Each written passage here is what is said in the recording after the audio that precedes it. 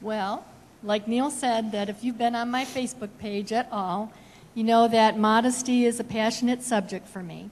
I think that comes from being the mom of boys. It makes me more sensitive to that subject because I'm protective towards my boys. And just to say that for the most part, I don't think that Trinity Chapel in general has a problem with this issue. But we all can benefit because I'm going to be dealing with hard issues, not just a legalistic what to wear, what not to wear. A few years back at our church in Florida, an irate dad, came over to me dragging his 20-year-old daughter, saying, will you tell her she's not dressed appropriately for church? And she wasn't. But I said, don't worry, Dad, I've got this. You go on over there. And after a few minutes, the daughter went from, crossed arms, defiant, to tears flowing, saying, oh my gosh, I didn't know. And I would say that most girls, women, are in her same boat. I know I was.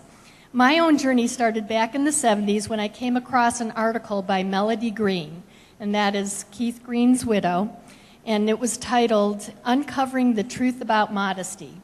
It was the first time I had seen how I dressed could have an effect on others. It was eye-opening. What I have learned over the years is that guys, including our brothers in Christ, even happily married men, face a constant battle to maintain a pure thought life.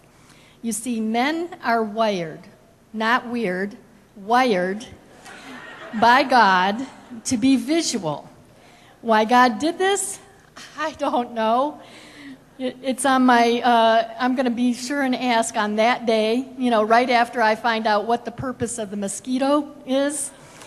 But God has done it, and God has made men to be this way, and we women tend to be totally clueless about this. Women are not visual, for the most part. If you are, I, pray for you. But, women are not visual. We are typically not picturing, the guy on the cover of People's Sexiest Men Alive in our heads, over and over and over again. We typically think it's a man's problem. With his imagination, with his roving eyes, hello, my eyes are up here. And by being clueless, we can inadvertently contribute to a man's struggle. For men, it is purely a physiologic thing. Brain scans actually show that when a man sees a scantily dressed woman, certain parts of the brain go dormant, while other parts of the brain go active. And the low activity region has to do with considering another person's thoughts and feelings, while the active region is associated with objects, like tools, things that you would use with your hands.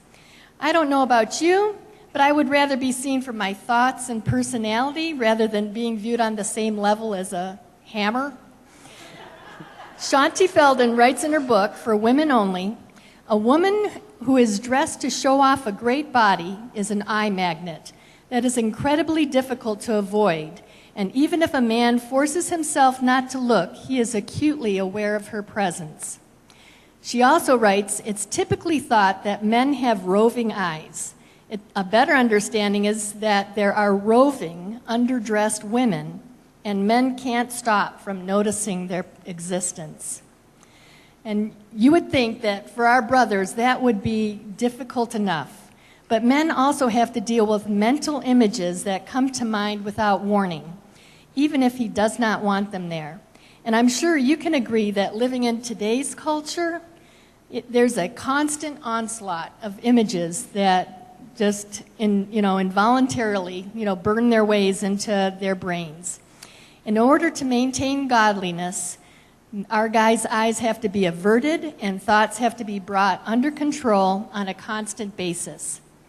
But there still may be some of us women out there that may not be grasping the level of battle that our guys go through. So I'm going to turn the tables a little bit. Imagine you are working on losing weight. You're diligent about it. You are exercising. You are doing everything right. And you find yourself at a Trinity Chapel Love Feast, and you have successfully managed to avoid the dessert table. Win! But then someone picks up a piece of Robin Leeser's Dove Bar cake and starts following you around. Not only does this person follow you around, but they've come home with you. And they are staying. They're there 24 hours a day, 7 days a week.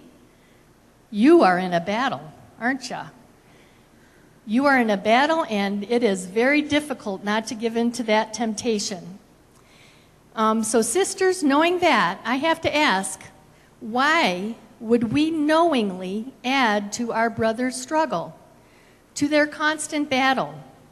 The world provides challenges for our brothers at every turn. Shouldn't being with church family be a safe haven? Is it a sacrifice to dress modestly? In this culture where we are bombarded with advertising, entertainment, media, all telling us that the cutest fashions are the ones that are low-cut, high-hemmed, form-fitting, belly-showing, I would say yes. Yes, it is. But let's put aside our own selfishness and make that sacrifice out of love, out of compassion for our brother's sake. I believe this falls under Romans 12:1. I appeal to you, therefore, brothers, sisters, by the mercies of God, to present your bodies as a living sacrifice, holy and acceptable to God, which is your spiritual worship. And ladies, you want men to see you for who you are. Lisa Jacobson says in her article, If She Only Knew, Thoughts on Modesty and Beauty, quote, if she only knew that the way she dressed up meant a good man needed to look down, that he had to turn away from her beauty, that he was missing out on her loveliness because she was showing him more than he was meant to see.